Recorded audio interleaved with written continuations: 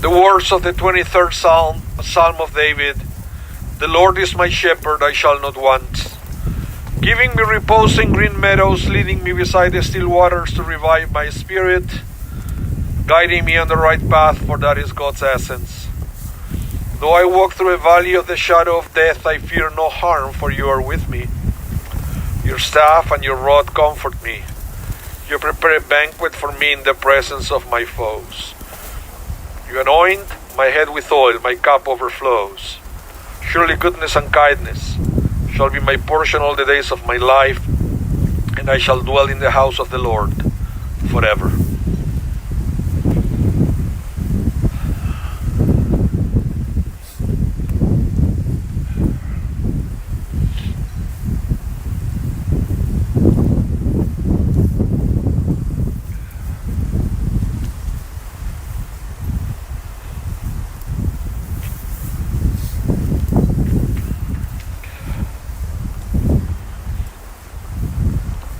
Good afternoon, everyone. My name is Rabah, the spiritual leader of Congregation Shaarey Zedek. It is my great honor to be here with all of you, officiating the funeral services for Carol Raizen, Rabah, of blessed memory. We also welcome everyone at home. Thank you so much for tuning in. Carol was also known the Jewish people by her Hebrew name, Keilah bat Dov v'Chaya, Zichronah Livracha. She was the daughter of Bill and Ida Michi, of blessed memory, the wife of the late Maurice Raizen, blessed memory, the sister of Howard Michi and Arthur Michi, of blessed memory, and the sister-in-law of Paulette Michi. The mother of Steve Raizen and Tanis Kyle, and Brandley and Michael Raizen Miller. The grandmother of Eliza, Jack, Rebecca, and Nisa. Carol passed away peacefully on January 29th, the age of 85.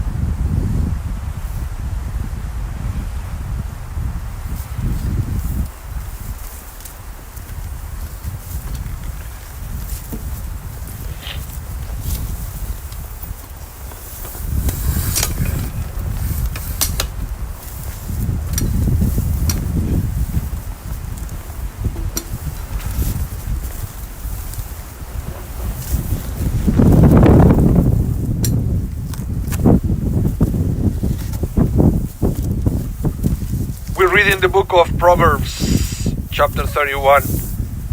Eshet Chayil Mimtza, Rachok Mipninim Michra. A woman of valor, who can find? Her worth is far beyond pearls. We gather here today with heavy hearts to honor the memory of Carol Raizen. Zichronah Livracha, may her memory be a blessing. She was a woman of great strength, boundless energy, and unwavering dedication to family, friends, education, and the Jewish community. Her life was a testament to the values of Torah, wisdom, and chesed, kindness.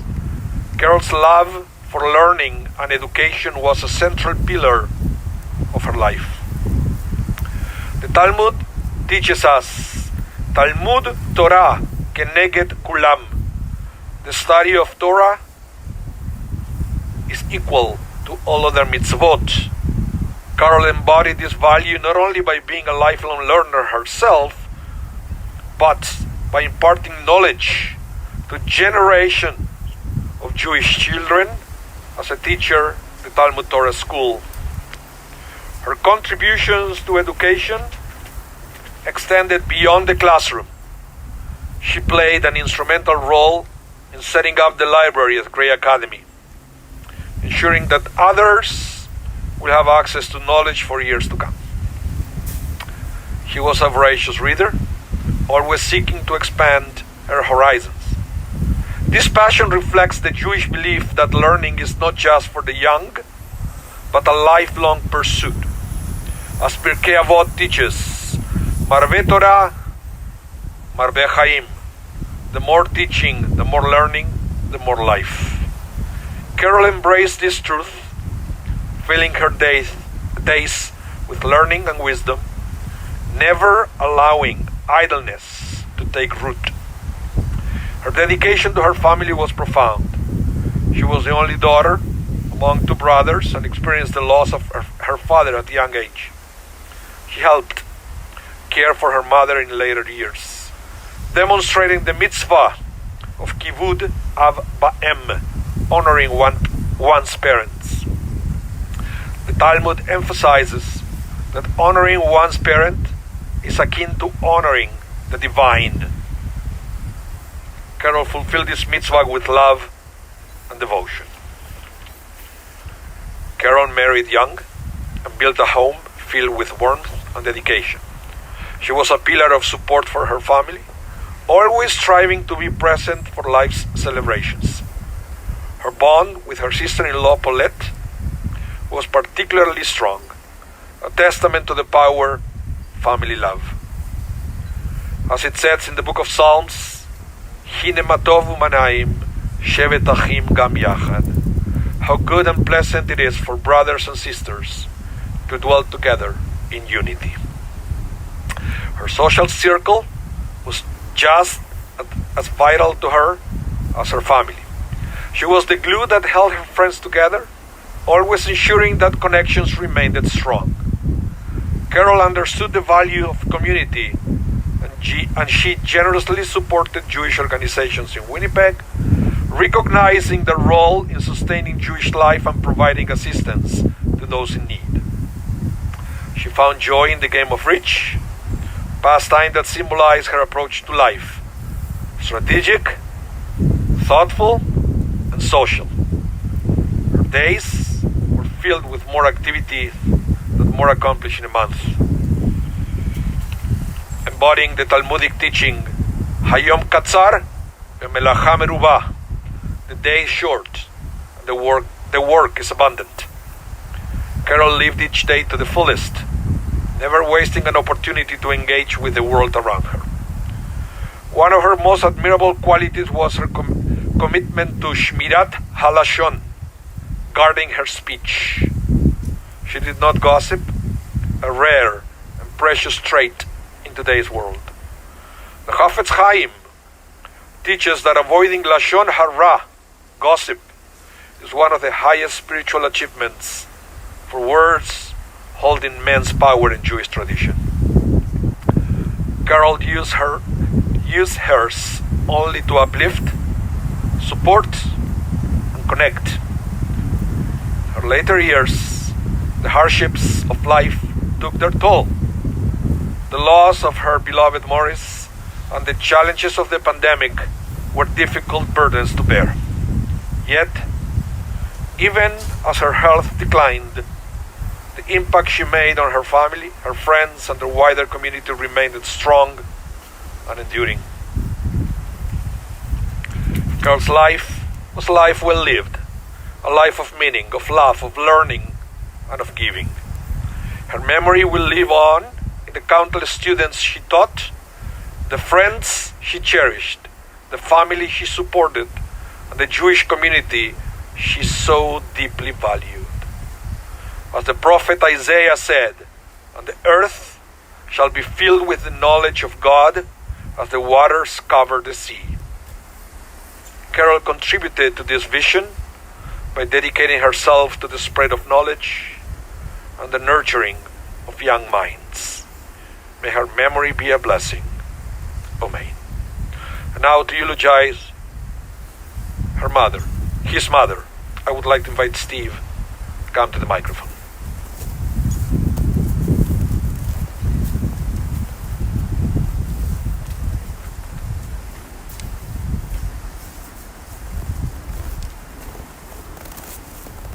Okay, wow. Thank you everyone for coming out today on such a cold and windy day. It's my honor today to share some thoughts about my mom. I remember the great times we had during summers at Falcon Lake, including picking wild blueberries, and she would make blueberry pies and sauces. The annual process of making pickles and her making food to freeze for us to eat during the busy school year. Getting thrown out of the house to play outside with friends, and we were only called back for lunch and dinner. Water skiing and boat with friends who had lakeside cottages. Back then, my mother had an extraordinary ability to spend hours in the sun while we played and swam at the beach. Before she had challenges with her eyes, she was a voracious reader. She would plan her reading list like everything else, and every Friday my father would schlep from the city a box of books for her to read that next week. She would build jigsaw puzzles, do crosswords and other word game books, and loved to play cards in the evenings. One of the traditions we had was my mom would allow us to pick the birthday cake we wanted. My birthday was in the middle of July, and we enjoyed lots of home-baked cheesecakes. My mother didn't suffer fools gladly, but was very accepting of people, their differences, and didn't pass judgment on other people's lifestyles. Often I meet her former students who respected her, but also told me they were scared of her too. I suspect that many of them were troublemakers, and she could be quite strict while secretly admiring their individuality and their defiance of authority. She was incredibly supportive of her family, and as teenagers, our house was often a gathering spot. To be clear, never in the living room or dining room, but the basement was our space, and I had free rein to make my art and do screen printing down there. My parents proudly framed and displayed my art. Growing up, my mom was concerned about our futures and may not have agreed with some of our life choices, but was always supportive. My parents were always up going to see my daughter Eliza's musical theater performances and other school activities. My parents happily attended and had a good time at her drag show at Club 200. Just before I turned 50, I started a punk and roll cover band with friends, and I was the singer. And when we had one of our first gigs, my parents came out and stayed for the full set, despite the late hour and how loud it was. She was equally proud of her other grandchildren, Nisa and Rebecca, and spent a lot of time with them when they were young. She was especially close to Rebecca, and a couple years ago, Tennis and I took my mom to Victoria to spend time with her. It was a hard trip, but well worth the effort, leaving us with wonderful memories. Family was very important to my mom, and it made me love her even more how she welcomed my wife Tanis of 30 years into our family and was so supportive of her returning to university to achieve her education degree like she had done. She was a great source of inspiration and guidance to Tanis throughout her career. My cousins Marilyn, Karen, and Janice's parents died young, and my parents made a point to embrace them and their growing families, and together we enjoyed many Rosh Hashanah, Hanukkah, and Passover dinners together that she would organize or orchestrate at somebody else's house. My parents had an incredibly busy and varied social life. I often say this, but it's true. They did more activities in a week than I did in 6 months. They enjoyed the theater, movies, parties, and dining out with friends. In 20 years of retirement, they had the good fortune to spend a few months of winter in Palm Springs, where they maintained their busy lifestyle with friends and family. Together, they traveled to celebrate many bar mitzvahs and weddings of my cousins and other family members. Very important to her life was playing bridge. She was president of the bridge club in high school. In retirement, she played regularly at a high level and would compete in tournaments, play at the bridge club in Winnipeg and Palm Springs with my father and her longtime partner, my Aunt Paulette. After my father passed in September 20, she would play online during the pandemic, but as soon as she could, she returned to in-person games, often twice a week. When she moved to the Portsmouth and joined my aunt, who was already living there, her group of players migrated their regular games there. Unfortunately, after the passing of my dad, COVID, and the progression of her Parkinson's, life was not kind to her. In particular, the last couple of years were especially hard on her and us, and I'm grateful to Tanis and Eliza for helping me and my mom during this difficult time. While the healthcare system is not perfect, it's full of caring and hardworking individuals who do their best to help patients like my mom. We're grateful to the staff at the Portsmouth, where she had the good fortune to live for a year, the doctors and healthcare aides at Victoria Hospital, and for the compassionate care she received in her last month at the Simpkins Centre. My mom was a proud member of the Jewish community, and her and my father were generous donors, and their donations helped fund many wonderful community support programs like Gwen's Sector and the older adult services of Jewish and Child and Family Services, of which my mom was a beneficiary of, and for all of that we are thankful. My mom lived her life with integrity, was highly intelligent, focused, and a generous soul. She will be missed greatly by us and her many good friends.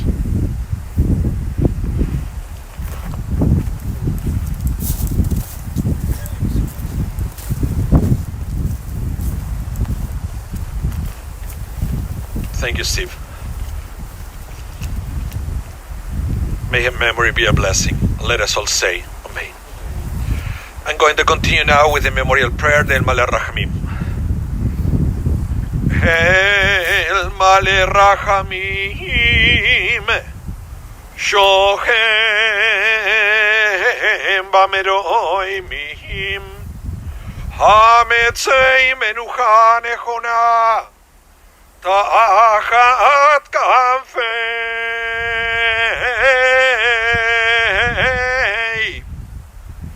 Hashechina ומעלות קדושים, קדושים וטהורים, כזוהר הרקיע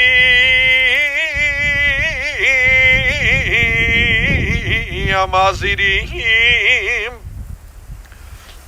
את נשמת,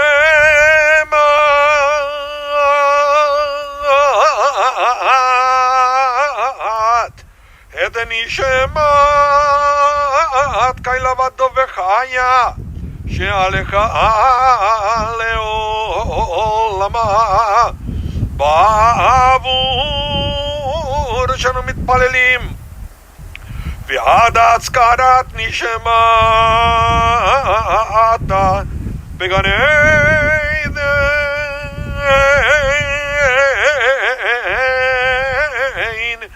בגן עדן תהי מנוחתה לכם בלרחמים יעשתי נהיה וסדר כנב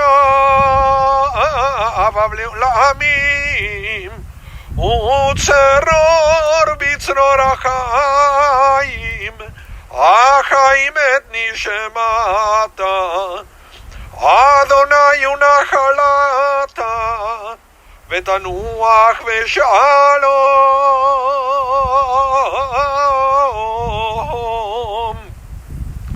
על משכבה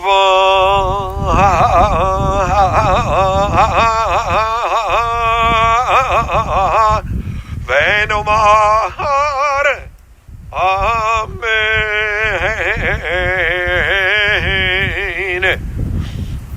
Exalted, compassionate God, grant infinite rest in your sheltering presence among the holy and pure to the soul of Carol Raizen, who has gone to her eternal home. Merciful One, we ask that our loved one find perfect peace in your eternal embrace. May her soul be bound up in the bond of life. May she rest in peace. And let us all say, Amen. Please join me now in the recitation of the words of comfort, the words of the mourner's Kaddish. It Gadal, Veit Kadash, Shemei Rabah. וילמד יברך ילותה, וימליך מלכותה, וחייכון ובימיכון ובחיי דכל בית ישראל, בעגלה ובזמן קריב, ואמרו אמן. יהא שמר רבה מבורך לעולם וליולמי עולמיה, יתברך וישתבח ויתפאר ויתרומם ויתנשא ויתהדר ויתעלה ויתהלל שמי דקודשה בריחו לילה מכל ברכתה ושירתה ושפחתה ונחמתה ומידה מעלמה וימרו אמן. יהא שלמה רבה מן שמיה וחיים עלינו ועל כל ישראל וימרו אמן. עושה שלום ממרומיו הוא יעשה שלום עלינו ועל כל ישראל וימרו אמן. המקום ינחם אתכם בתוך שער לציון בירושלים. May God bless you and comfort you. Let us all say amen. In a minute we are going to proceed to the burial part of the ceremony.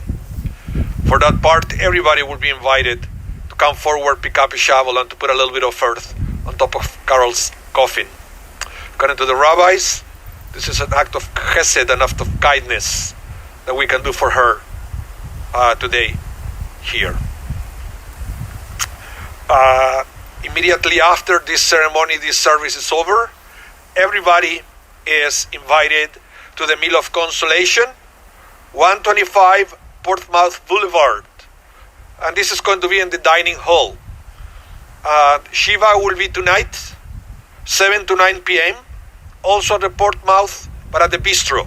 Okay, but you just ask at the entrance. 7 to 9 p.m., but if you want to come for the service, for the evening service, it's going to be chanted at 7 p.m. Donations on Carol's memory could be made to Parkinson Canada or to Movement Center of Manitoba. Now, I would like to invite immediate family first to come forward, pick up a shovel, and to put a little bit of earth on top of the coffin. Thank you everyone for coming out. Thank you everybody at home for tuning in.